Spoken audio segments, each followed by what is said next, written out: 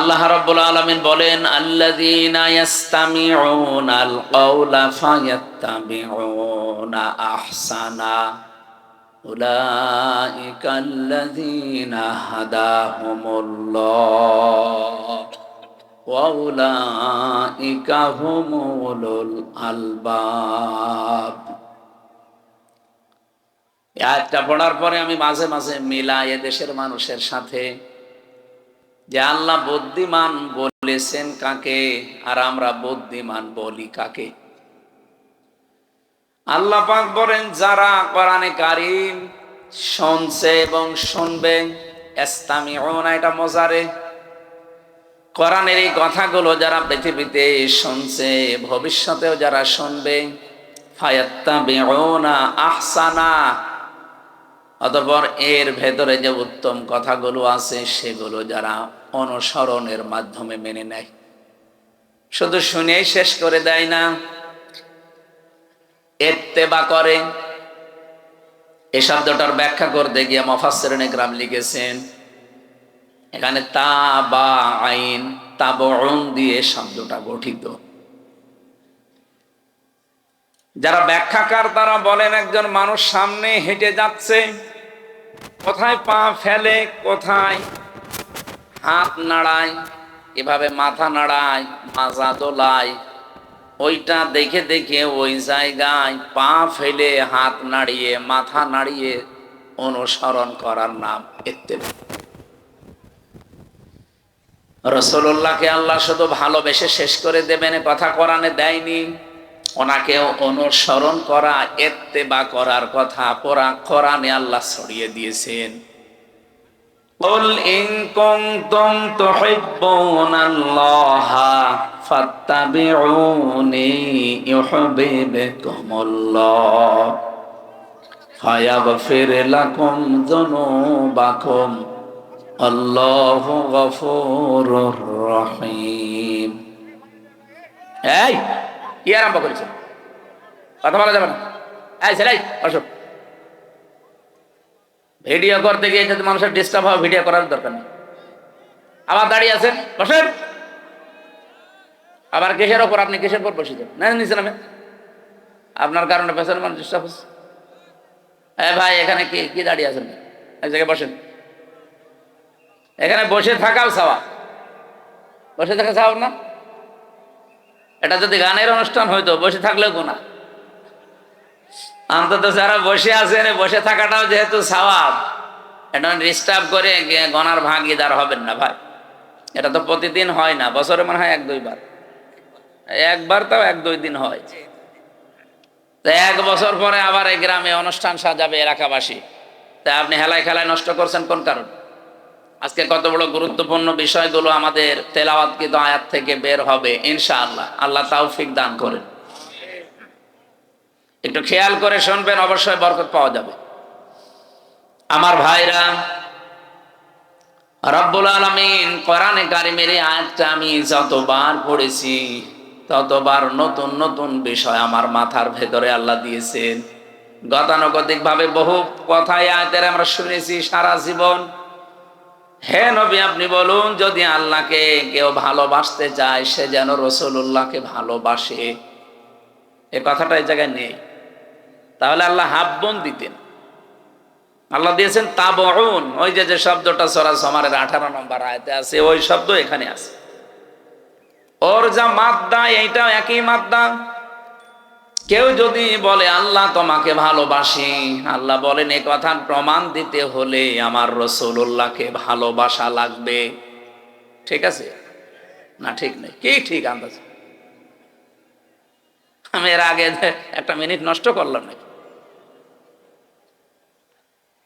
আমি বললাম যে হাব্বন যদি বলতেন তাহলে ভালোবেসে শেষ করে দিলাম। যেমন বেশি ছিল ভালো আবু তালেব, এমনকি আবু লাহাব রাসূলুল্লাহকে ভালোবেসেছিল জন্মে। আপনি দেখেছেন তার জন্মে খুশি হয়ে নিজের বাড়ির কাজের মহিলাকে আজাদ করে দিয়েছে। এরকম তো আপনারা করতে পারবেন না, আমরাও পারি না। এত বড় স্যাক্রিফাইস করেছে সেই লোকটা, কিন্তু সে ভালোবাসা পর্যন্তই শেষ করে দিয়েছে। রাসূলুল্লাহ যখন অনুসরণের কথা জানিয়েছে তখন সে পাথর মেরেছে। এই কথা বলে না কেন? আমি এখান থেকে একটা শিক্ষা পেয়েছি, বিশ্ব নবীর দিকেও কিন্তু এই হাত দিয়ে এভাবে পাথর তুলে নিক্ষেপ করেছিল আর বলেছিল তাব্বা আলাকা আলিহাদা জামাতানা, মোহাম্মদ তুমি ধ্বংস হয়ে যাও, আমাদেরকে এই কথা বলার জন্য একত্রিত করেছো। আমি যতগুলো তাফসীরে জীবনে মিলিয়েছি, আমার এই ছোট্ট ব্রেনের ভেতরে এটা অলরেডি ধরা দিয়েছে। বাংলাদেশ সম্পর্কে আমি এই কথাটা এভাবে বলতে চাই, আবু লাহাব শুধু একটা পাথর নিক্ষেপ করেছিল রাসূলুল্লাহর দিকে, কয় হাত দিয়ে বলেন বলেন? ও কিন্তু এক হাত দিয়ে পাথর নিক্ষেপ করেছে, দুই হাত ব্যবহার করে নাই। কিন্তু আল্লাহ কোরআনে কারিমে জবাব দেওয়ার সময় এক হাতের কথা দেয়নি, দিয়েছেন তাব্বাত ইয়াদা আবি লাহাবি ওয়া তাব। আল্লাহ ইয়াদা নিয়েছিল শব্দটা, নুনটা পড়ে গেছে, ইয়াদুন না দিয়ে আল্লাহ ইয়াদা টান দিলেন কেন?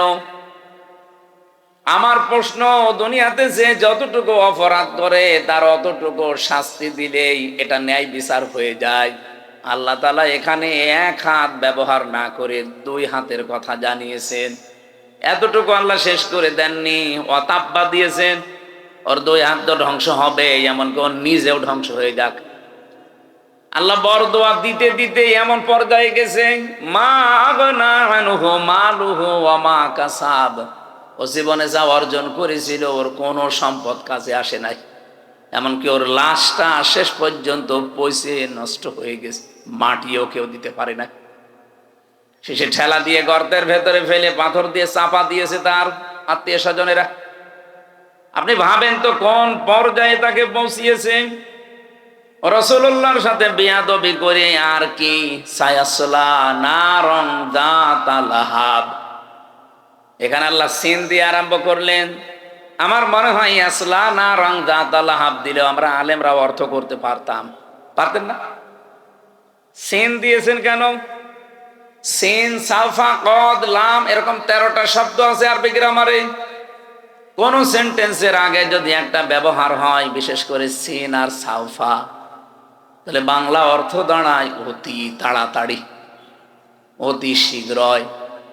আল্লাহ তাআলা সেই 1500 বছর আগে ওর নামে বলতে বলতে এই পর্যায়ে এসেছেন যে অতি শীঘ্রই ওকে জাহান্নামের লেলিহান আগুনে প্রবেশ করাবো। অতটুকু আল্লাহ বলেন না যে না, ওয়ামরাতু, ওর স্ত্রী পর্যন্ত ওর সাথে থাকবে। এখান থেকে আমি সেই কয়টা শিক্ষা বের করতে পেরেছি, তার 1 নম্বরে এই লোকটা এক হাত ব্যবহার করে হাত ধ্বংস হয়ে গেল তার কয়টা? ওনার এইটা দিয়ে মেরেছে, এইটা তো কিছু করে নাই, কিন্তু এই হাত নড়াচড়া করেছিল। আমি যদি এইটা এখন এখান থেকে অন্তত 20 হাত দূরে নিক্ষেপ করি, এভাবে হাত তো ব্যবহার করছি একটা, আর এইটা নড়াচড়া করবে। কি কথা বলছে না কেন? আল্লাহ যে নড়াচড়া করেছিল এই জন্য এই হাতও রাখে নাই, এটাও ধ্বংস করে দিয়েছে।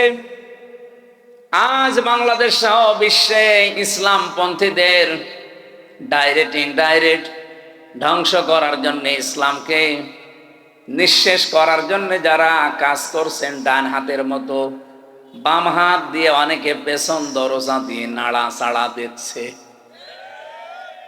বুঝে ঠিক বললেন নাকি আন্দাজে? ইন্না বাদশা রাব্বিকা লাশাদীদ, এমনিতে আল্লাহ কিছু বলে না, কিন্তু যদি ধরে ওরে আর ছাড়ে না।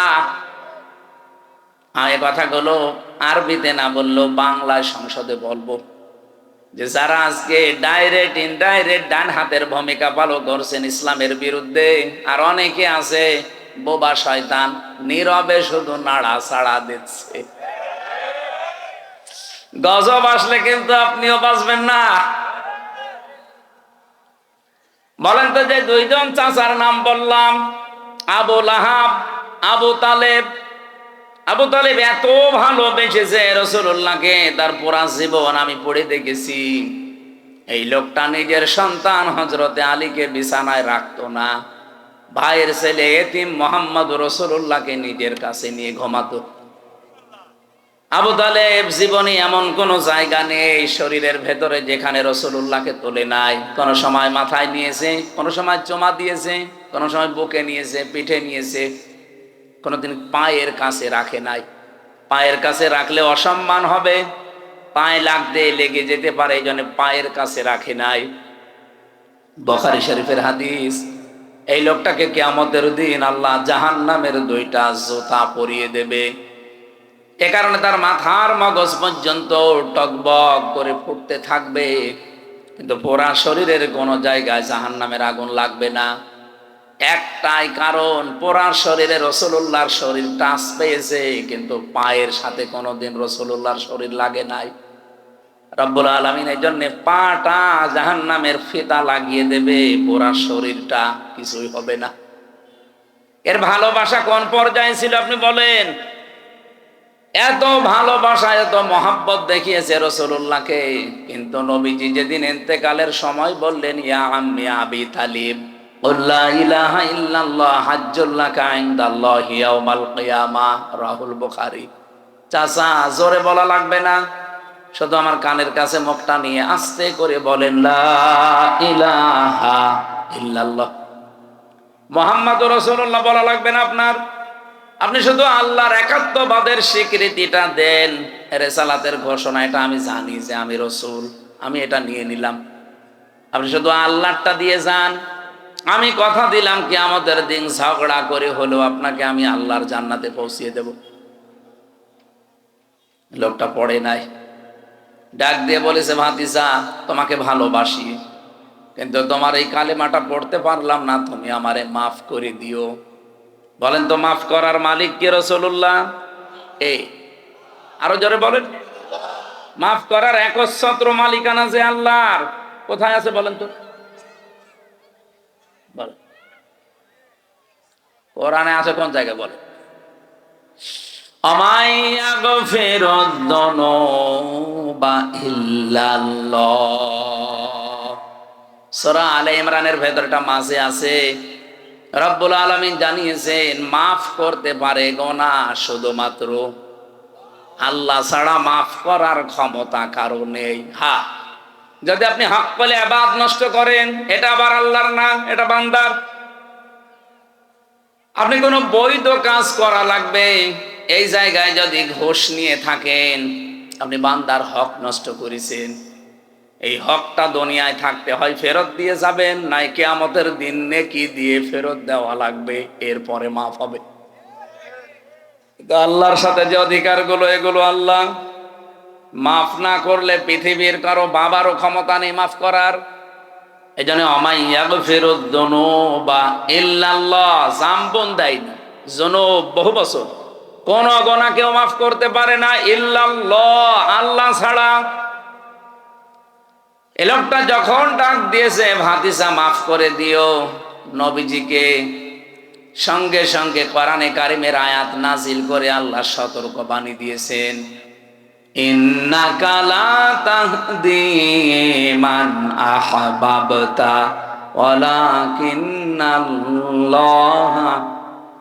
ইয়াহদি মান ইয়াশা ওয়া হুয়া আ'লামু বিল মুহতাদিন। সূরা কসসের ভেতরে আছে 56 নম্বর আয়াতে, নিশ্চয় হে নবী, আপনি যাকে চান তাকে হেদায়েত দিতে পারেন না, আমি আল্লাহ যাকে ইচ্ছা করি তাকে হেদায়েত দান করি। আর হেদায়েত কে পাবে এটা আপনার চাইতে আমি আল্লাহ ভালো জানি, এই জন্য আ'লামু দেওয়া আছে। এরপরেও নবীজির মন মানছিল না, কারণ এত কষ্ট পৃথিবীতে রাসূলুল্লাহর পেছনে কেউ করে নাই। সেই জন্ম থেকে শুরু করে একেবারে প্রাপ্তবয়স্ক পর্যন্ত রাসূলুল্লাহ তার পেছনে এত, এই লোকটা রাসূলুল্লাহর পেছনে এত সময় দিয়েছে, শ্রম দিয়েছে, বাড়িতে রেখে খাবার খাওয়িয়েছে, লালন পালন করা যারে বলে। বিশ্বনবী মুহাম্মদ রাসূলুল্লাহর মন মানে না, এজন্য তিনি আবু তালেবের কবরের পাশে গিয়ে দোয়া করেছিলেন, মাপ চেয়েছিলেন আল্লাহর কাছে, রব্বুল আলামিন তুমি আমার চাচা আবু তালিবকে মাফ করে দাও। সঙ্গে সঙ্গে জিবরাইল এসে বললেন, হে নবী হাত নামান। কার জন্য হাত তুলেছেন? মা কানা লিন-নাবিয়্যি ওয়াল্লাযীনা আমানু আন ইস্তাগফিরু লিল মুশরিকিন ইলা আখিরি আয়াত। সূরা তাওবার 113 নম্বর আয়াতের প্রথম অংশে আছে, কোন নবীর জন্য, কোন ইমানদারের জন্য জায়েজ না, শোভনীয় না, উচিত না যে কোন মুশরিক মারা গেলে তার জন্য ক্ষমা চাবে। ওয়ালাউ কানু উলি কুরবা, যদি ওইটা নিজের নিকট আত্মীয় হয়। বাংলার মুসলমানের এটা রেকর্ড হচ্ছে। আপনি কার দোয়া আল্লাহ ফেরত দিচ্ছে টের পাচ্ছেন? জীবনে যেই নবী হাত তুলেছে আল্লাহ ফেরত দিয়েছে এমন রেকর্ড নেই, শুধু একটা জায়গায় বিশ্ব নবী হাত তুলেছে আল্লাহ ফেরত দিয়েছে, আমি তার পুরা জীবনী পেড়ে একটা জায়গায় পেয়েছি। মনের ভেতরে যার কামনা আসলে কবুল হয়ে যেত। মনের ভেতরে কামনা আসলে যার কবুল হয়েছে, তো সেই নবী হাত তুলে বসে আছে, আল্লাহ হাত ফেরত দিচ্ছে যে চাচা মুশরিক এই কারণে। অথচ বাংলাদেশে আমরা দেখি অনেক মুশরিক একেবারে টাটকা মরে যায়, আর আমরা দোয়া করে জান্নাতে দিয়ে আসি, মনে হয় যে আমরা কন্ট্রাক্টারই নিয়েছি। জান্নাত তো আমাদের বাবার, নাকি আমাদের বাবার? এই ধোকার ভেতরে আছেন আপনারা, আর আমরাও ধোকা দিচ্ছি। নবীজির মতো মানুষ যদি দোয়া করে দোয়া আল্লাহ ফেরত দেয় যে কবুল হবে না, চাচা মুশরিক, আপনার আত্মীয়তাতে কি হয়েছে? কোন কোন চিন্তায় আছেন আপনি নিজেকে প্রশ্ন করেন। এত ভালোবাসা মহব্বত দেখিয়ে লোকটা মাপ পায়নি, শুধুমাত্র তার জীবনে অনুসরণ ছিল না রাসূলুল্লাহর। আল্লাহ পাক এজন্য সূরা আলে ইমরানের 31 নম্বর আয়াতে জানিয়েছেন, যদি আল্লাহকে ভালোবাসি এ কথা প্রমাণ দিতে চাও, আমার রাসূলুল্লাহকে অনুসরণ করার মাধ্যমে দাও।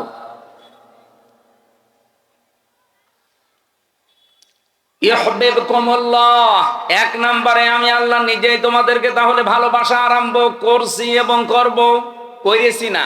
ইউহিব্বু এটাও মজারে, কেউ যদি রাসূলুল্লাহকে অনুসরণ আরম্ভ করে, আমার আল্লাহ তাকে ভালোবাসা শুরু করবে।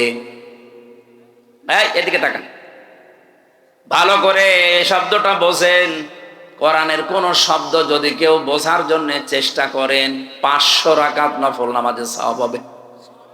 এই যে ভাই, এই কে, এটা কে? ঠিক আছে,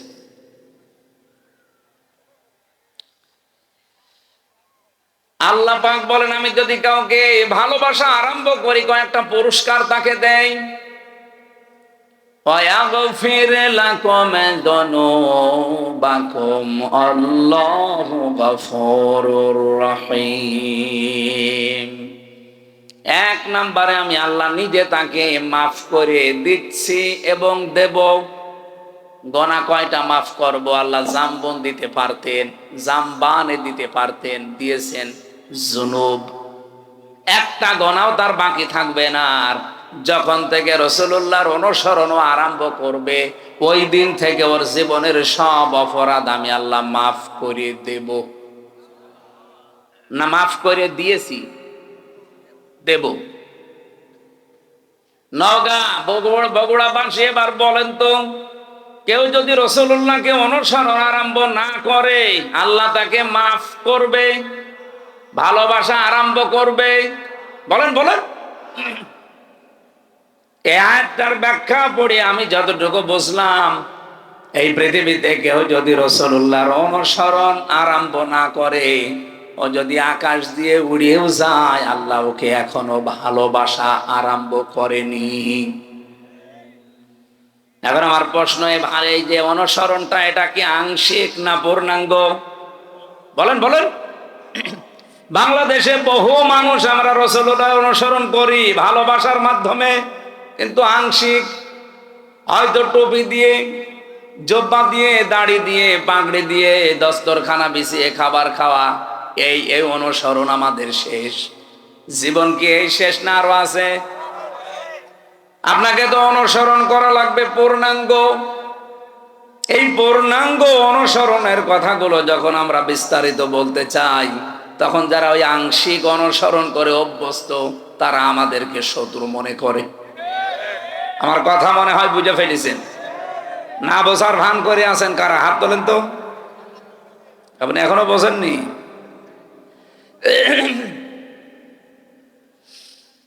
বগুড়াবাসী, এখান থেকে আজকে সিদ্ধান্ত নিয়ে যাবেন, জীবন আর কয়দিন আছি আমি রাসূলুল্লাহর অনুসরণ আর আংশিক করতে চাই না। যত ঝড় ঝাপটা আসুক না কেন, অনুসরণ আমি করতে চাই পূর্ণাঙ্গ। কথা বলেন না কেন?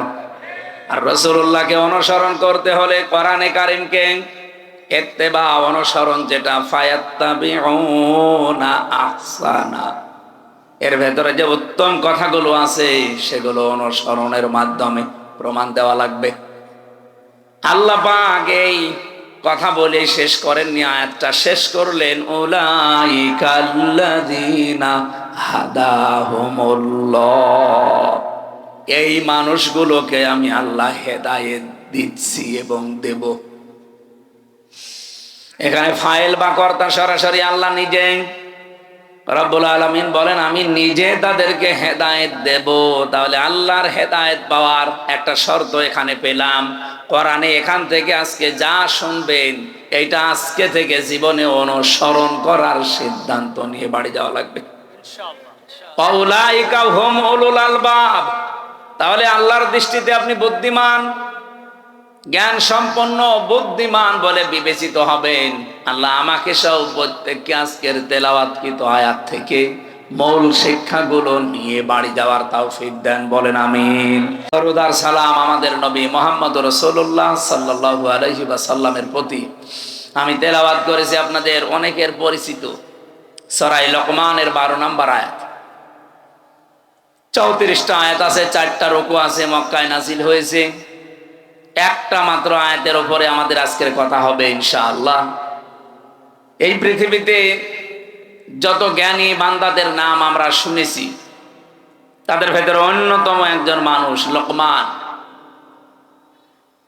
আমি তার জীবনী পড়তে গিয়ে পেয়েছিলাম, ইবনে কাসির বর্ণনা দিচ্ছে এই পৃথিবীতে 3 জন কালো মানুষের নাম পাওয়া যায়। একজন হযরতে ওমরের খাদেম ছিলেন, মাহজা। 2 নম্বরে হযরতে বেলাল রাদিয়াল্লাহু তাআলা আনহু। 3 নম্বরে লোকমান আলাইহিস সালাম। চেহারা এত কালো, আমরা তো বুঝবো কালো বললে কি কাক অথবা হাড়ির তলা অথবা এই যে মাইক্রো, এ তো কি কালো। এর চাইতে হযরতে লোকমান আলাইহিস সালাম আরো কালো ছিলেন। তার ঠোঁট গুলো ছিল ঝুলে যাওয়া, মাথার চুলগুলো ছিল উস্কো খুস্কো, চেহারা ছিল একেবারে বেটে, মানে একেবারে শর্ট। বলেন তো চেহারার যে বর্ণনা এতক্ষণ বললাম, ওনাকে যদি এখন সামনে আনি বারবার দেখতে মনে চাবে। অথচ এই মানুষটার মর্যাদা আল্লাহর কাছে এত বেশি, রব্বুল আলামিন কোরআনে কারীমের 34টা আয়াত সম্বলিত একটা সূরা তার নামে নাজিল করে তাকে চিরন্তন করে দিয়েছেন। তাকে চিরন্তন করেছিলেন কোন কোন কারণে? যে সমস্ত কারণগুলো আছে কোরআনের 34টা আয়াতের ভেতরে, অন্যতম হচ্ছে তিনি তার সন্তানকে, সবাইকে না, তিনি তার সন্তানকে ওসিয়ত করেছিলেন আল্লাহ রব্বুল আলামিনের সম্পর্কে। ওসিয়ত আর নসিহত কিন্তু এক না। ওসিয়ত শব্দটার বাংলা অর্থ হয় জোড়ালো ভাবে তাকিদ দিয়ে বলাকে। হযরতে লোকমান আল্লাহ পাক বর্ণনা দিয়েছেন, ইযে ক্বালা লোকমানু লিবনিহি ওয়া হুয়া ইয়াইযুহু ইয়া বুনাইয়া লা তুশরিক বিল্লাহ ইন্নাশ শিরকা লা যুলমুন আযীম। স্মরণ করো ওই সময়ের কথা যখন হযরতে লোকমান তার সন্তানকে ডাক দিয়ে বলেছিলেন, হে আমার কলিজার টুকরা সন্তান, লা তুশরিক বিল্লাহ, আল্লাহর সাথে শিরিক করা যাবে না। ইন্না শিরকা লা যুলমুন আযীম, অবশ্যই শিরিক একটা বড় জুলুম। এটা বড় গুনাহ না, এই জায়গায় বড় জুলুমের কথা বলা হয়।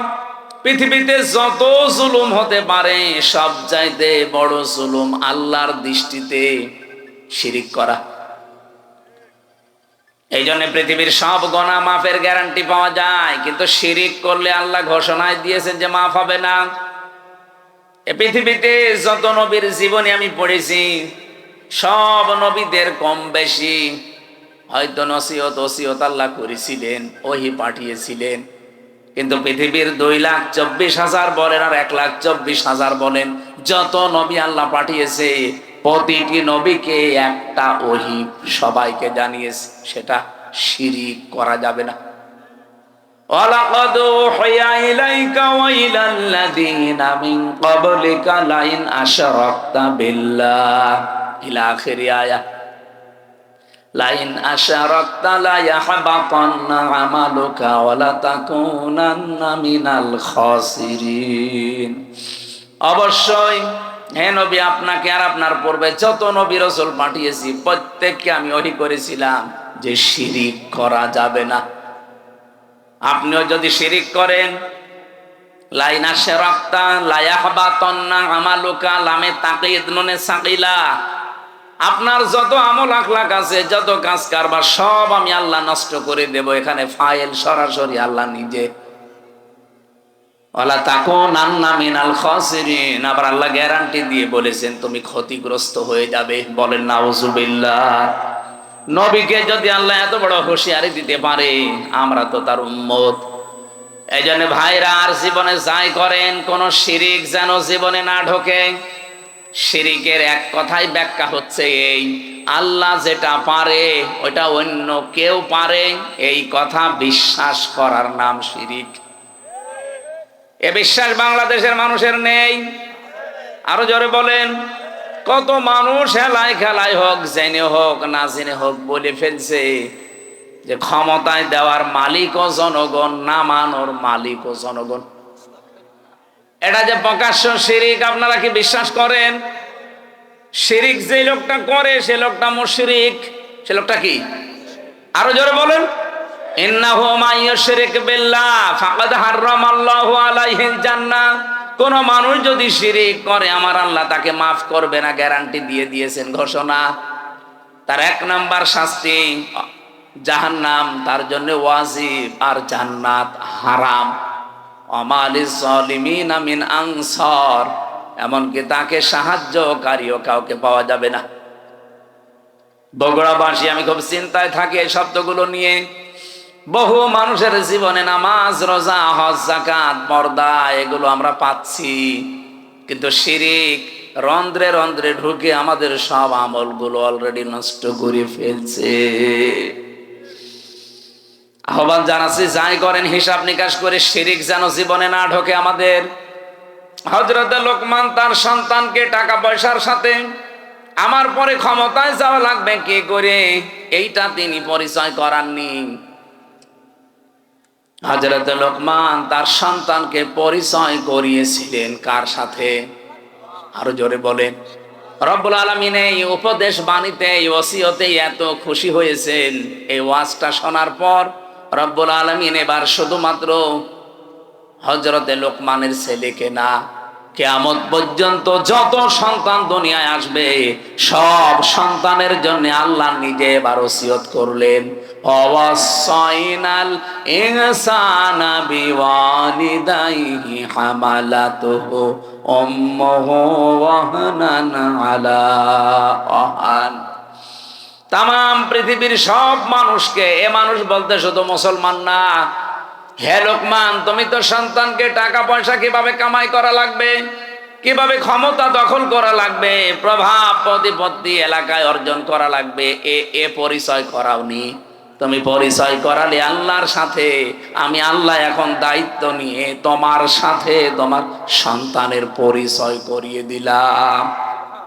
শুধুমাত্র তোমাকে না, ওয়াসাইনাল ইনসানা আছে। ইনসান মানে শুধু মুসলমান না, ইনসান মানে মানুষ। বলেন তো হিন্দু কি মানুষ না? আরো জোরে বলুন।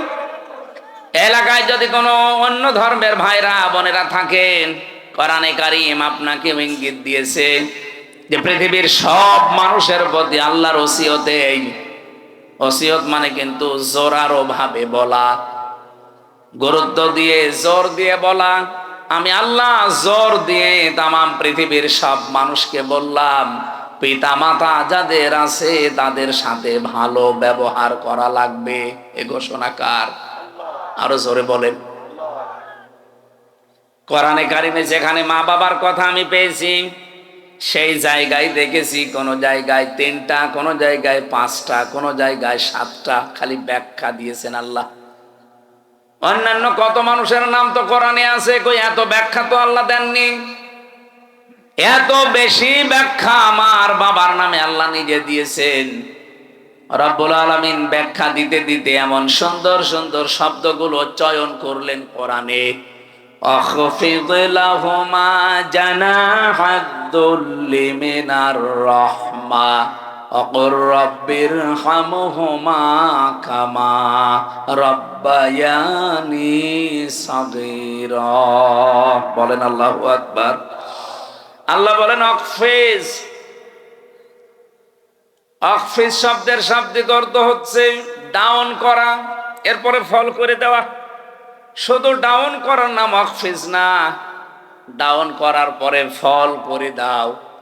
জানা হাত ধরলে, জানাহুন মানে ডানা, জিল্লুন মানে নম্রতা বা ছায়া, দুইটা অর্থই হয়।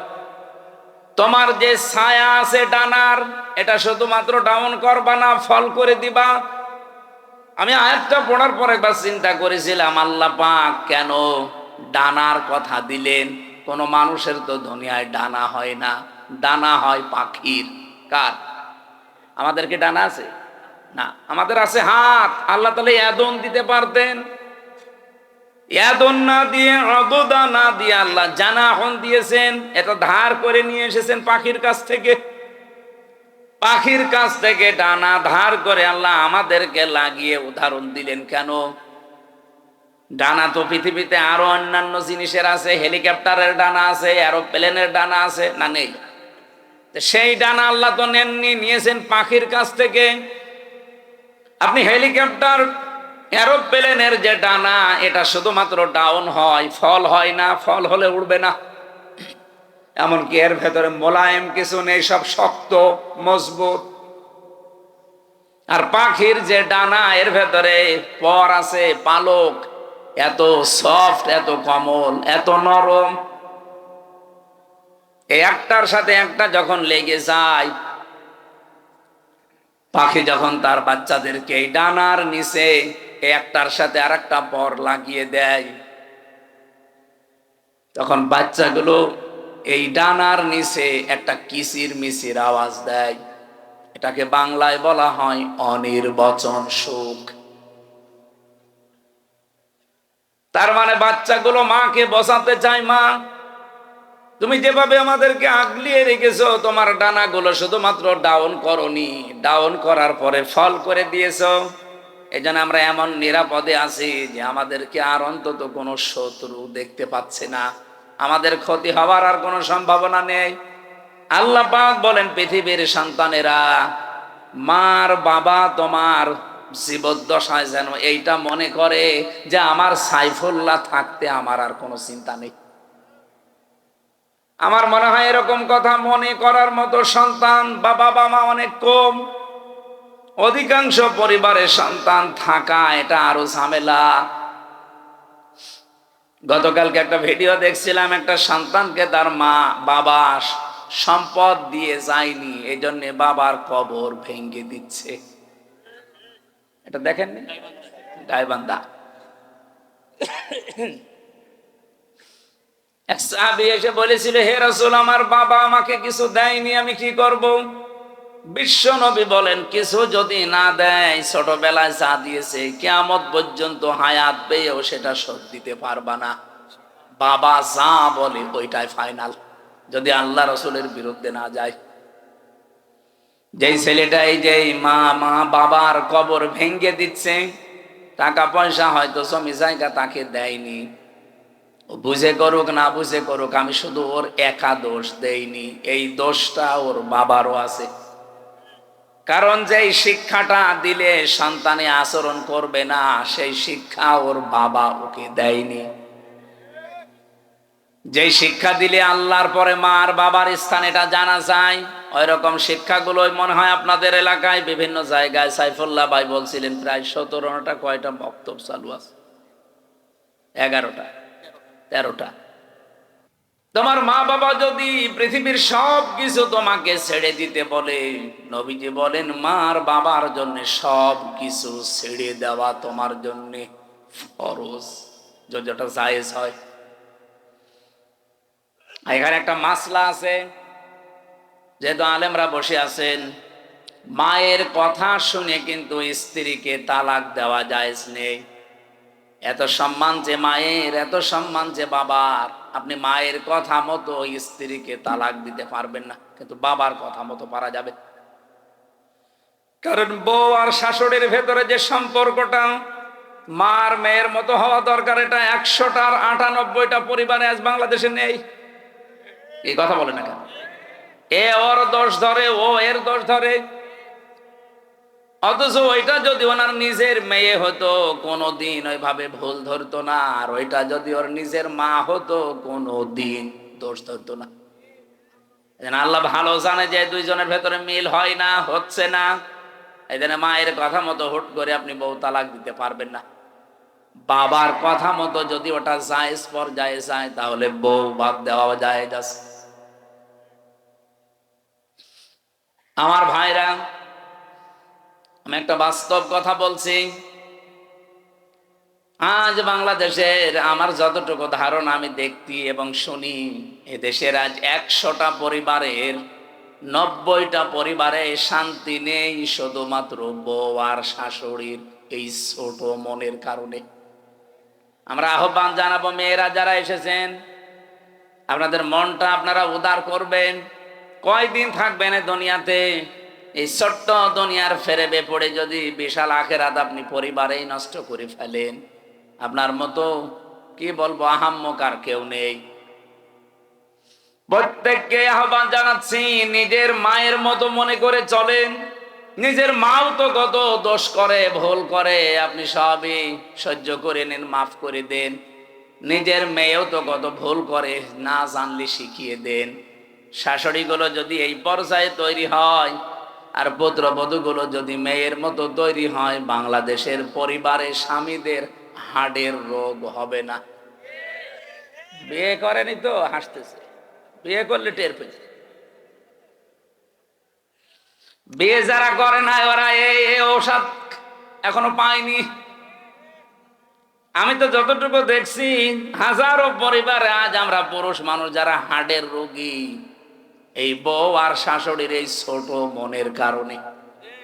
এই এলাকায় মনে হয় এরকম মহিলা নেই।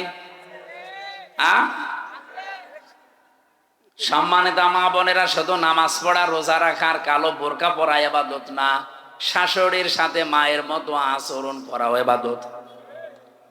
পুত্রবধূর সাথে নিজের মেয়ের মতো আচরণ করা, এটা ইবাদত।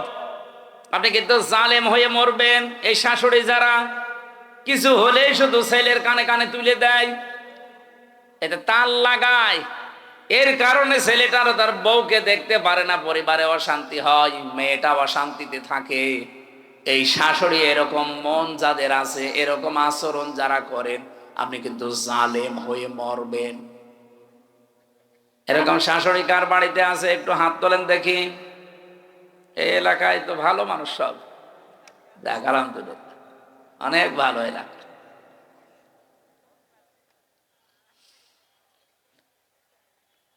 আমি কোরআনে কারিমের এই যে ব্যাখ্যামূলক আয়াতগুলো যখন পড়ি, আমার মনে হয় আল্লাহ তুমি কি বললে আর আমাদের পরিবারে কি চলছে। মায়ের কষ্টের কথাগুলো আল্লাহ আয়াতের পরবর্তীতে তুলে ধরেছেন। হামালাতুহু উম্মুহু ওয়াহানান আলা ওয়াহনি ওয়া ফিসালুহু ফি আমাইনি আনিশকুর লি ওয়া লিওয়ালিদাইকা ইলাইয়াল মাসির। আল্লাহ বলেন, এত কষ্ট করে মা তোমাকে পেটে বহন করে। আমি এই হামালাতুহু উম্মুহু ওয়াহানানের ব্যাখ্যা পড়েছি। একটা মা পৃথিবীর জমিনে একটা সন্তানকে ডেলিভারি দেওয়ার সময় 57 ইউনিট কষ্ট সহ্য করে। বিজ্ঞানী আয়াতের ব্যাখ্যা করতে গিয়ে জানিয়েছে এই পৃথিবীর যত শক্তিশালী মানুষ হোক, এমনকি যদি ডোনাল্ড ট্রাম্প হয়, ও সর্বোচ্চ 47 না 45 ইউনিট কষ্ট সহ্য করতে পারবে। 45 ইউনিটের বেশি কষ্ট দিলে ডোনাল্ড ট্রাম্প মরে যাবে। কিন্তু একটা মা আপনাকে আমাকে পৃথিবীর এই মুখ দেখাতে গিয়ে ডেলিভারির সময় 57 ইউনিট কষ্ট সহ্য অলরেডি করেছে। এই কষ্ট সহ্য করার সময় সে সিদ্ধান্ত নিয়ে ফেলেছিল যে এই পৃথিবীতে যদি এই আমির হামজা, এ গোলাম রব্বানি, এ আকরাম এ সুন্দরভাবে খালাস হয়ে যায়, তাহলে জীবনে আর স্বামীর কাছে যাব না। কিন্তু আমির হামজা যখন দুনিয়ায় আসে, আকরাম যখন দুনিয়ায় এসে যায়, আকরামের হামজার চেহারা দেখার পরে এই যে কষ্টটা 10 মাস 10 দিনের ডেলিভারির, আল্লাহ বলেন সব আমি মুছে ফেলে দেই। আমরা যারা সন্তান আছি, আমাদেরকে যেহেতু পরিচয় আল্লাহ করিয়ে দিচ্ছেন মার বাবার সাথে, এই পৃথিবীতে আমরা জানি আল্লাহ পাক বাদে কারো আইন মানা জায়েজ। আকাদা রাব্বুকা আল্লা তা'বুদু ইল্লা ইয়্যাহু ওয়া বিল ওয়ালিদাইনি ইহসানা। আল্লাহর আইন মানা কি? সবাই বলেন। আর মা বাবার আইন মানা না, না ফরজ না। মা বাবার আইন মানা ফরজ না। ওয়া বিল ওয়ালিদাইনি ইহসানা, মা বাবার সেবা করা ফরজ। আর যার মা বাবা তার সেবা করা ফরজ। কথা বোঝা গেছে? যার মা বাবা, সে নারী হোক আর পুরুষ হোক, তার সেবা করা ফরজ। অন্য কেউ যদি না করে তার গুনাহ হবে না। হ্যাঁ, সে যদি দায়িত্ব পালন করে তাহলে তার সওয়াব হবে।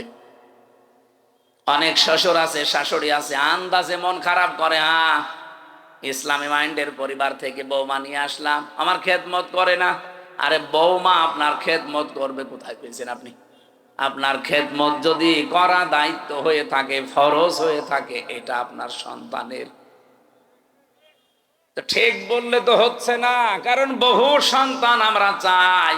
আমি আছি, রব্বানি আছে, আব্দুল হাই আছে, হাজারো সন্তান আমরা চাই আমার মা বাবার যে সম্মান, আমরা তো জানি তাদের সেবা করা, তাদের খেদমত করা। কিন্তু অধিকাংশ পরিবারে আমরা পারি না আমাদের বউর কারণে। কি কথা বললেন না কেন? এটা তো রেকর্ড হচ্ছে, আমার ম্যাডামও মনে হয় শুনবে, শুনুক, আমার আর কোনো ভয় নেই। মানে এখন আমরা এমপি তো আর ভয়। আমি চাই তারাও যেন অন্তত এটা মেনে নিতে পারে। আমরা অধিকাংশ মানুষ আজ হার্টের রোগী হয়ে যাচ্ছি, হার্ট অ্যাটাক করে মানুষ মরতেছে। মির্জা আব্বাস এখন আছে, কি হবে আল্লাহ জানে, মরে যেন না যায়। অন্তত জীবনের একটা আশা যে মাননীয় স্পিকার এ কথা বলবে। এখন তো সিঙ্গাপুরে যে অবস্থা, যদি মরে যায় ওখানে তো আবার সে পাটোয়ারি চলে আসতে পারে।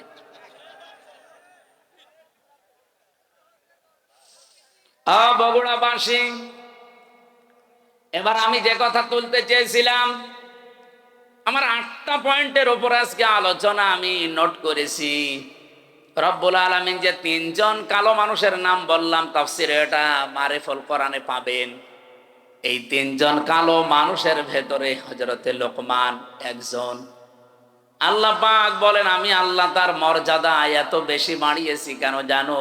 ওয়ালাকাদ আতাইনা লোকমানাল হিকমাতা, অবশ্যই আমি লোকমানকে জ্ঞান দিয়েছিলাম, হিকমা দিয়েছিলাম, আর তাকে এই কথা বলে দিয়েছিলাম আনিশ করলি ওয়ামাই ইয়াশকুর ফাইন্নামা ইয়াশকুরু লিনাফসি, আনিশ করলিল্লাহ, যে আমি আল্লাহর শুকরিয়া আদায় করো, কৃতজ্ঞ হও।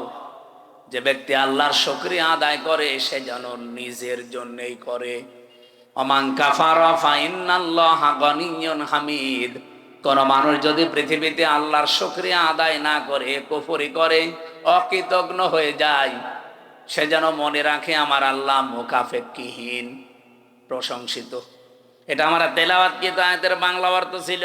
এবার আমি যে আয়াত থেকে যা পেয়েছি এগুলো ডেলিভারি দিতে চাই, নাকি চলে যাবেন? থাকবেন তো ইনশাল্লাহ? হযরতে লোকমান বলেন ইন্নী খাদামতু অবশ্যই আমি খেদমত করেছি। আলাফ আরবাআতা আলাফিম মিনাল আম্বিয়া, এই পৃথিবীতে 4000 নবীর খেদমত আমি করেছি। কত? খুব ভালো করে শুনবেন। 4000 নবীর আমি খেদমত করেছি। ও হাসালতু মিনহুম, তাদের কাছে আমি হাসিল করেছি, পেয়েছি এই 4000 নবীর খেদমত করতে গিয়ে সামানিয়াতা আশিয়া, 8টা জিনিস আমি তাদের কাছে পেয়েছি। তাহলে আজকের যে ওয়াজটা, এটা একটা দুইটা তিনটা নবীর না, 4000 নবীর খেদমত করে তাদের কাছে হাসিল করা জিনিস। হযরত লোকমান বলেন, আমি 4000 নবীর খেদমত করেছি, তাদের কাছে যা যা পেয়েছি তার মধ্যে 8টা জিনিস আমার কাছে অন্যতম। এই 8টা জিনিস আমি চাই পৃথিবী যতদিন থাকবে মানুষেরা এই 8টা জিনিস যেন অর্জন করে। বলেন সুবহানাল্লাহ। আমি আপনাদেরকে, আমি সহ প্রত্যেকে যেন অর্জন করতে পারি।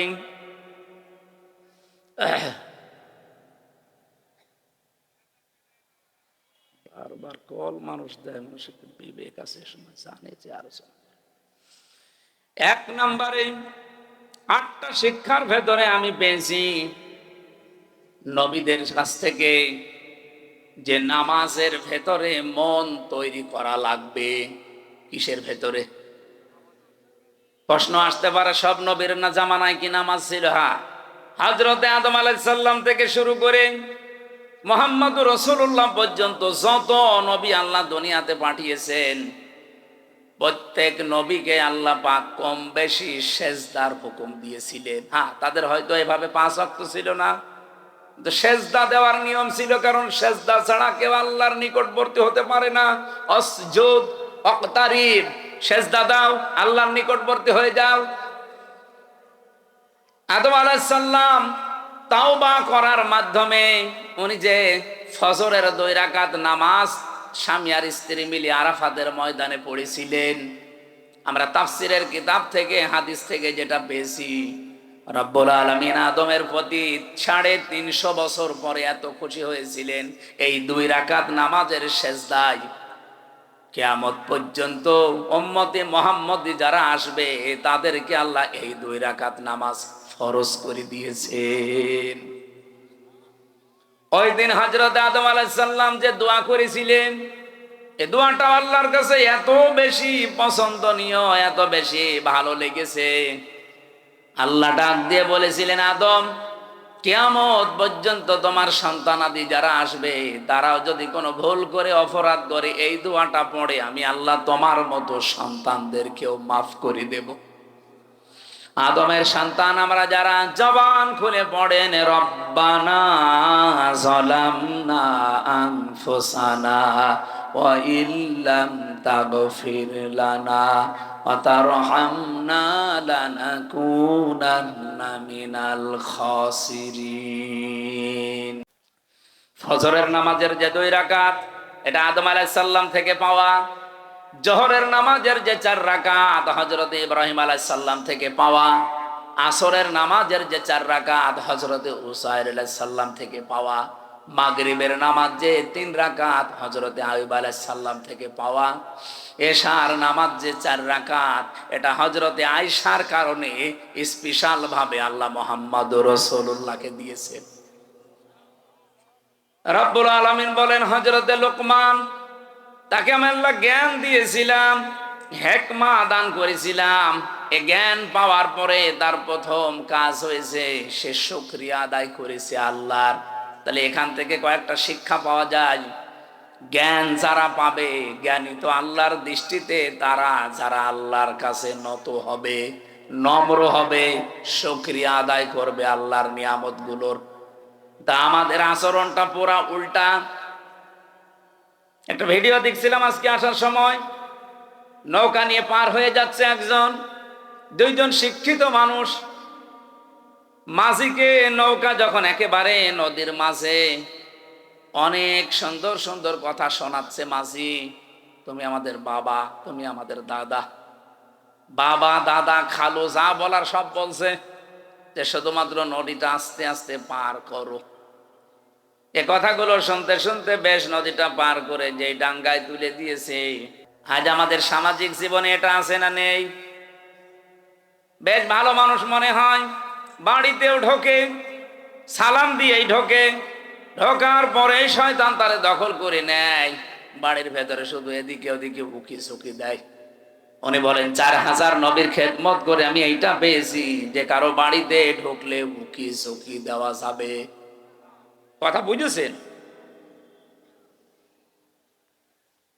অনেক মানুষ চালাকি করে আমি দেখি, বাড়িতে বাড়ির বাইরে দাঁড়িয়ে সালাম দেয়, আসসালামু আলাইকুম। এটা দেওয়ার পরে জিজ্ঞাসা করে, করতে করতে বাড়ির ভেতরে প্রবেশ করে সব দেখা শেষ। না, এই চালাকি করা যাবে না, কোরআনের নিষেধ। ইয়া আইয়ুহাল্লাযীনা আমানু লা তাদখুলু বুয়ুতান গায়রা বুয়ুতিকুম হাত্তা তাস্তানিসু ওয়া তুসাল্লিমু আলা আহলিহা। রব্বুল আলামিন বলেন, হে নবী, ইমানদারদেরকে বলেন নিজের ঘর হোক আর অন্যের ঘর হোক, সালাম দেওয়া অনুমতি ছাড়া কারো বাড়িতে যাওয়া, এটা আমাদের আজ সামাজিক জীবনে আছে। বলেন বলেন, এটা আল্লাহ যেন আমাদের মেনে চলার তৌফিক দেন, বলেন আমিন। এটা অনেকেই হেলায় খেলায় নষ্ট করে, আমলটা করতে চায় না। না, এটা কোনো অনেক গুরুত্বপূর্ণ বিষয়, কোরআনে আল্লাহ যেহেতু দিয়েছেন। বহু মানুষ এই ছোট্ট আমলটার ভেতরে, এরপরে আমি কিছু আয়াতের ব্যাখ্যা পড়ে তাফসিরে দেখেছি, আজ যারা নিজেদের স্ত্রীকে প্রথম 1 বছর 1.5 বছর 2 বছর ভালো লাগে, কিন্তু এরপরেই দেখি সংসার আর টেকে না, নিজের বউর চাইতে অন্যের বউ দেখলেই কেমন যেন ভালো লাগে। এরকম মানুষ দেশে নেই? আপনি আছেন এরকম? এই রক দেশে আছে না নেই বলেন তো? প্রথম কিন্তু ভালোই লাগে। কালকেও একটা বিচার এসেছিল আমার কাছে, প্রায় রাত 10:30 পর্যন্ত এটার বিচার আমি করেছি। একজন মাওলানা, আমি নাম নিলাম না, উনি এসে ওনার স্ত্রী সহ 2 জনই এসেছে। স্ত্রীর অভিযোগ হচ্ছে যে এমপি সাহেব, এ স্বামী আমারে প্রথম বিয়ের 3 মাস 4 মাস 6 মাস 1 বছর খুব ভালোবেসেছে, কিন্তু এখন যেন আমার দিকে ওর আর মন নেই। মাওলানা আমারে আস্তে করে বলছে যে হ্যাঁ, আসলে তো কথা একেবারে মিথ্যা না, প্রথম প্রথম ভালোই লাগতো, কিন্তু এখন আমার অন্যের বউ দেখলেই ভালো লাগে, আমারটা আর ভালো লাগে না। বললাম এটা একটা রোগ, এ রোগের ঔষধ আছে না নেই? বলেন বলেন। قل للمؤمنين يغضوا من أبصارهم ويحفظوا فروجهم ذلك أزكى لهم إلى آخر آية। হে নবী, মুমিন পুরুষদেরকে বলেন তারা যদি এই 2টা ঔষধ খেতে পারে, 1 নম্বরে আপনি চক্ষুকে নিম্নগামী করবেন, 2 নম্বরে লজ্জা স্থানের হেফাজত করবেন। হ্যাঁ, বহু ডাক আসবে, বহু ষড়যন্ত্র চক্রান্ত শয়তান বিছিয়ে রাখবে। এই 2টা ঔষধ যদি কেউ মাত্র 1টা মাস একটু পালন করতে পারেন, আল্লাহর কসম আমি এই আয়াতের বিশ্বাস নিয়ে বলছি, আপনার নিজের বউ ভালো লাগবে, অন্যের বউ তখন আপনার কাছে খারাপ লাগবে। 1টা মাস একটু করে দেখেন, চক্ষুকে নিম্নগামী করবেন, যেটা দেখা যায় নেই ওইটা দেখবেন না, আর নিজের লজ্জা স্থানটা একটু বাঁচিয়ে রাখেন। 1 মাস 6 মাস 1 বছর না, 1 মাস যদি এভাবে একটু কন্টিনিউয়াস করা যায়, আল্লাহর সাহায্য আসবে। তখন আর এই হাজারো পরিবারে যে সংসার আজ ভেঙে যাচ্ছে, এইটাও বন্ধ হবে। এখানে যারা এরকম রোগী আমরা আছি, আমরা যেন রোগ মুক্ত হতে পারি, আল্লাহ তৌফিক দেন, বলেন আমিন। সত্যি করে বলেন তো, এরকম রোগ আছে কার? কোন এলাকায় ওয়াজ করতে আসলাম গো? এটা সব আল্লাহর ওলি। এরকম কোন রোগ তো এলাকায় নেই। এটা শুধু পুরুষের ক্ষেত্রে না, মেয়েদের ক্ষেত্রেও আজ হাজারো পরিবারে খালি ডিভোর্স ডিভোর্স আর ডিভোর্স চলছে, এই একটা মাত্র কারণে, নিজের চোখের হেফাজত নেই। 2 নম্বরে লজ্জা স্থানের হেফাজত করে না। স্বামী বাড়ি না থাকলে বহু মহিলা আছে আল্লাহকেও ভুলে যায়, স্বামীকেও ভুলে যায়।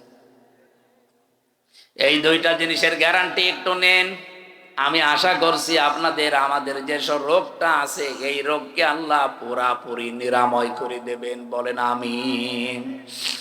3 নাম্বারটা বলছি, হযরত লোকমান বলেন আমি 3 নাম্বারে পেয়েছি, খাবার যদি খেতে বসো একেবারে সব সাবাড় করে ফেলবা না। প্রতিটি নবী এই শিক্ষাটা আমি নবীর খেদমত করে পেয়েছি 4000 নবীর কাছে। তারা কোনোদিন যা খেতে বসেছে সব সাবাড় করেনি।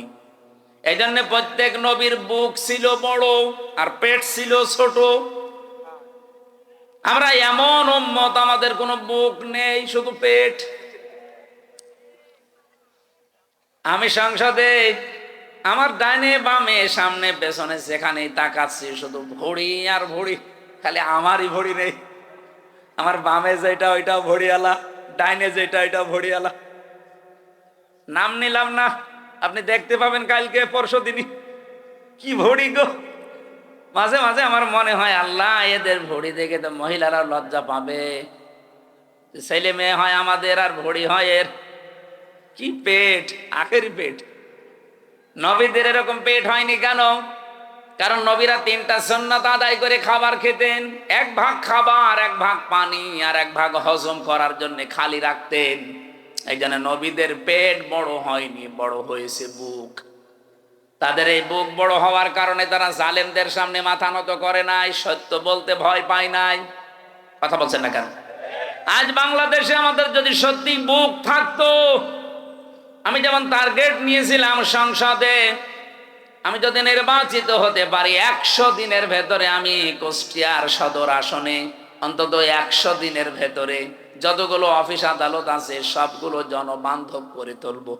আর এটা করতে গেলে আমি নিজেও জানতাম যে অনেকের মন পাওয়া যাবে না, কারণ যত বড় অফিসার সে তত বড় মুডে থাকে। সবাই চায় যে আমার সবাই জি হুজুর জি হুজুর, স্যার স্যার, এটা করতে থাক। চেয়েছিলাম যে ডিসি এসপি টিওনো ওসি সিভিল সার্জন সহ সরকারি যত প্রতিষ্ঠান আছে এগুলো যেন জনবান্ধব হয়, মানুষ যেন সেখানে যে ভয় না পায়। এই ভয় দূর করার জন্য খালি বারবার এখানে মানুষের সম্পৃক্ততা বাড়ানোর চেষ্টা করলাম। যেই কয়টা জিনিসে হাত দিলাম দেখি না শত্রু হয়ে গেছে। আমি নাম ধরেই বলছি, কুষ্টিয়ার এখন যারা দায়িত্বে আছে এই মানুষগুলো এখন আর আমাকে দেখতে পারছে না, কারণ এদের আতে অলরেডি ঘা লেগে গেছে। হাসপাতালে হাত দিলাম, হাসপাতালের যারা দায়িত্বে আছে এরা এখন আর রাজি না। প্রথম প্রথম বলতো যে হ্যাঁ খুব ভালো কাজ হচ্ছে। বাজারটা মনিটরিং করার জন্য এত অত্যাচার করে মানুষেরা। ম্যাজিস্ট্রেট নিয়ে একদিন গিয়ে দেখলাম 670 টাকা দিয়ে 570 টাকা দিয়ে মুরগি, দেশি মুরগি কিনেছে আর বিক্রি করছে 650 টাকা। ম্যাজিস্ট্রেটকে বললাম দেখেন তো সর্বোচ্চ লাভ করার কি আছে। উনি বলছে 18 থেকে 20 টাকা। একটা জিনিসে আপনি সর্বোচ্চ 18 থেকে 20 টাকা লাভ করতে পারবেন, আর ও লাভ করছে 1 কেজিতে 80 টাকা। বলতে গেলাম আমি কালার হয়ে গেছি। বলছে এইটা এমপির কাজ না। মাদকের ওখানে গিয়ে 27 জনের লিস্ট করলাম পুরা কুষ্টিয়ার ওই পাড়াতে, যে এদের দ্বারা সমাজ পরিবার ধ্বংস হয়ে যাচ্ছে। ও আল্লাহ, পরে দেখি যাদের কাছে নালিশ দিয়েছি সেই তাদের কাছে টাকা খায়। ওরা রাতের বেলা এসে আমারে বলছে হুজুর আপনি আমাদের নাম পাঠিয়েছেন থানায়, ও থানার বাবুরে ডাকেন। ওদের রাতের বেলা সিভিল পোশাকে এসে মাল নিয়ে যায়। আমি নালিশ দেবো কার কাছে? এখন তাদের কাছেও খারাপ যে হ্যাঁ এইটাও এমপির কাজ না। হাসপাতালে কাজ নেই, বাজারে কাজ নেই, মাদকে আমার কাজ নেই। আমার কাজ কোথায়? খালি বসে বসে জিকির করব। এই মানুষগুলো এখন শত্রু হয়ে যাচ্ছে। যে লোকটা একটু বন্ধু মতো ছিল সাবেক ডিসি, তারা অলরেডি শত্রুতা করে তাড়িয়ে দিয়েছে, কুষ্টিয়া থেকে বদলি করে দিয়েছে। এত বড় অপরাধ করার পরও কোনো অনুশোচনা তাদের নেই। এই মানুষগুলো বুক উঁচু করে মাইকের সামনে বলে আমাদের কথা শোনে না, এই জন্য তাকে আমরা বদলি করে দিয়েছি। লজ্জা। আমি ওই দিনই স্ট্যাটাস দিয়েছিলাম যে সৎ, যোগ্য এবং ভালো মানুষের কদর বাংলাদেশে নেই। যে যত বড় দুর্নীতিবাজ সে এই দেশের তত বড় হিরো। দেশের একেবারে 12টা বাজিয়ে দিচ্ছে যারা, তারাই নাকি এই দেশের এখন সর্বোচ্চ জায়গায়। আমার ভাইরা, আমি যে সিদ্ধান্ত নিয়েছিলাম এগুলো আমি পালন করবই, কারণ আমি কোরআনে কারিম থেকে এটা জানি, দুনিয়ার সবাই যদি আমার শত্রু হয়ে যায়, আমি যে বুক বড় করেছি, বুক মানে এ বড় বুক এইটার বলে না, এ বুকের ভেতরে আল্লাহ যে সৎ সাহস দিয়েছে, আমার কুষ্টিয়ার যারা দায়িত্বে আছে এরা কেন সারা পৃথিবী আমার বিরুদ্ধে চলে গেলেও ডন্ট কেয়ার, কিছু মনে করি না। আল্লাহু তাকবীর, আল্লাহু তাকবীর, আল কোরআনের আলো, আল্লাহু তাকবীর। নির্বাচনের আগে যেই কথাগুলো মাওলানা হোসেন একটা টাচ দিয়েছিল, এত বেশি শত্রুতা বাংলাদেশে কোন এমপির বিরুদ্ধে কেউ করে নাই। আমার একেবারে সেই 11 সাল থেকে শুরু করে কাটসাট ভিডিও গুলো এনে 64 জেলায় ওরা 64টা মামলা পর্যন্ত দিয়েছিল কে দিয়ে? আমি একটা উদাহরণ দিতে গিয়ে 8 জনের নাম বলেছিলাম, তার ভেতরে আরাফাত রহমান, ওনার নামটাও ছিল। ওনার নামের ওই শেষে যে দুটো শব্দ আছে, ওই শব্দটাকে আমি বলেছিলাম এটা যদি কয়কার না দিয়ে কেউ কয়হস্যু দেয় তাহলে পাল্টিয়ে যায় নামটা। এইরকম আরো 8টা নাম বলেছিলাম, সেগুলো বলে নাই। এই 15 সেকেন্ডের ভিডিও ছেড়ে 64 জেলায় 64টা মামলা দিয়েছে। ওরা মনে করেছিল মামলা দিলে মনে হয় এ বসে যাবে। আরে ভাই, আমি তো আয়না ঘরে থাকা মানুষ, জেল তো আমার কাছে শ্বশুর বাড়ি মনে হয় না। আয়না ঘরে থেকে যে আমি ফাঁসির কন্ডেম সেলের ভেতরে ছিলাম 3 বছর, খেয়ে না খেয়ে আমি ঝুলেছিলাম প্রায় 11 ঘন্টা, মাথা নিচের দিকে পা উপরের দিকে দিয়ে। আর আপনি আমার এখন ভয় দেখাচ্ছেন মামলা ও ছাতা তো আমি গুলিয়ে খেয়ে ফেলবো। এই জন্য আমাদের বুক বড় করা লাগবে ভাই। মাওলানা আব্দুল হাই সাইফুল্লাহ ভাই আমার বড় ভাই, আমি চাই আমাদের বুক যেন এরকম বড় হয় নবীদের মতো। প্রতিটি নবীর বুক ছিল বড়, তার মানে বুকের ভেতরে সাহস ছিল, আর পেট ছিল একেবারে ছোট। আজ বাংলার আলেম ওলামাগুলো যদি আমরা বুক বড় করতে পারতাম, বুকের সাহস নিতে পারতাম, আমার মনে হয় রাম বাম আর জেনারেল মানুষগুলো আলেমদের কদর আরো বেশি করত। এই দোষ শুধু আমাদের নিজেদেরই। আমি বুক বড় বলতে কিন্তু শুধুমাত্র একেবারে ডোনাল্ড ট্রাম্পের মতো এভাবে বুক বড় বোঝায়নি, এর ভেতরে সাহস লাগবে, ঈমান লাগবে। হযরত লোকমান বলেন, আমি নবীদের কাছে 4000 নবীর কাছে এইটা পেয়েছিলাম, 4 নম্বরে পেয়েছি। প্রত্যেকটা নবীর কাছ থেকে যে কথা বলতে হলে হিসাব করে বলা লাগবে। কত মানুষ আজকে কথা বলছে দেখেন, হিসাব নেই। কত মন্ত্রী আজ কথা বলছে, তেল দিতে পারে না, একটু সরি বলবে না, হাইটে চলাফেরা করতে পারেন না, শরীর ভালো থাকবে। মানে মাথা থেকে পা পর্যন্ত পিটানো দরকার শয়তান।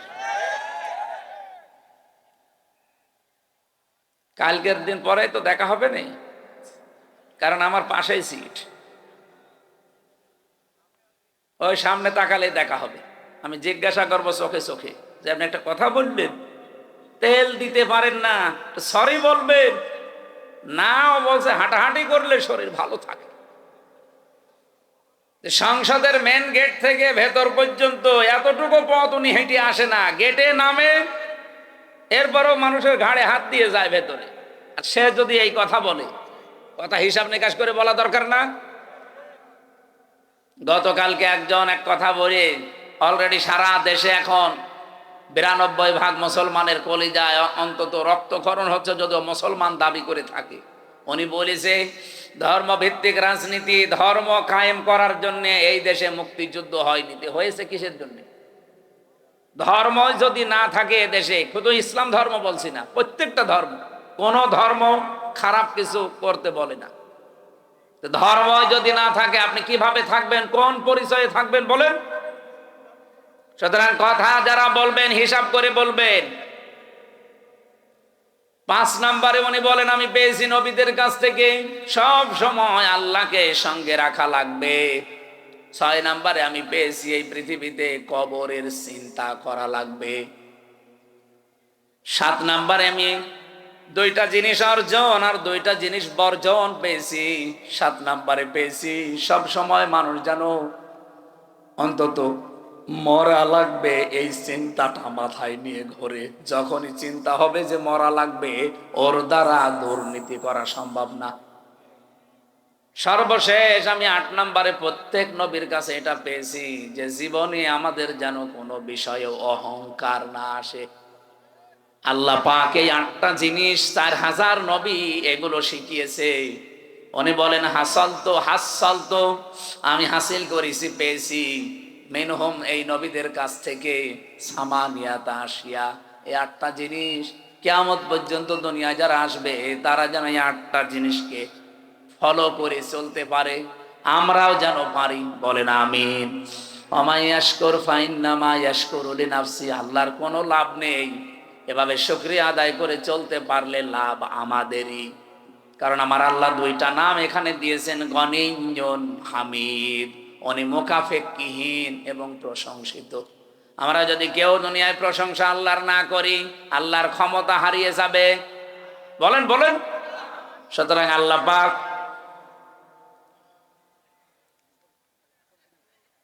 সম্মানিত উপস্থিতি, মাহফিলের আজীবন দাতা সদস্য করার জন্য ওনারা আপনাদের আহ্বান জানিয়েছেন। সর্বনিম্ন 1000 টাকা। এটা যেহেতু কিয়ামত পর্যন্ত অন্তত আশা করছে চলবে, ওনারা আর কয়দিন, ওনারা নাই মুরব্বী নাই আর 20 বছর, সাইফুল্লাহ ভাই নাই আর 50 বছর, এরপরেও তো চলবে, এটা না চলবে না, কিয়ামত পর্যন্ত আশা করছে এটা চলবে। যারা আপনাদের পরবর্তী প্রজন্ম আসবে তারা যেন এই দাতা হয়ে থাকে।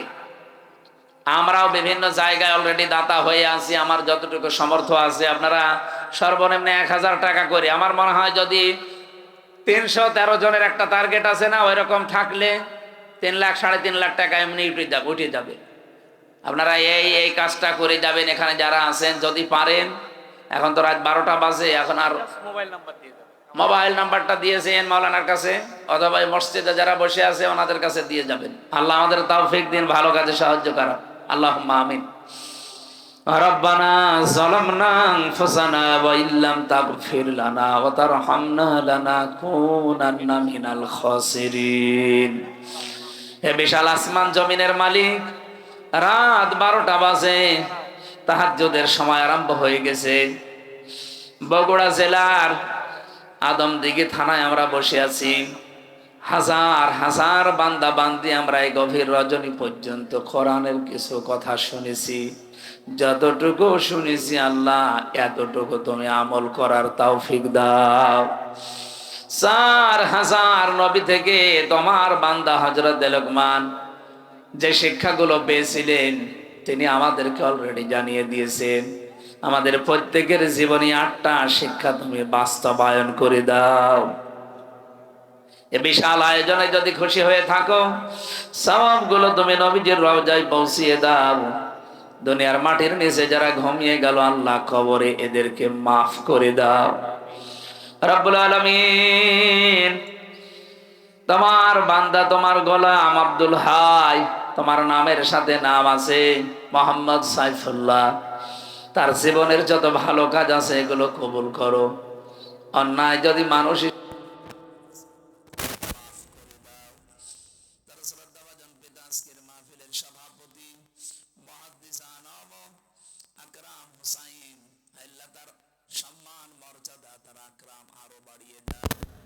আমাদের প্রধান অতিথি মাননীয় জাতীয় সংসদ সদস্যকে কবুল করো।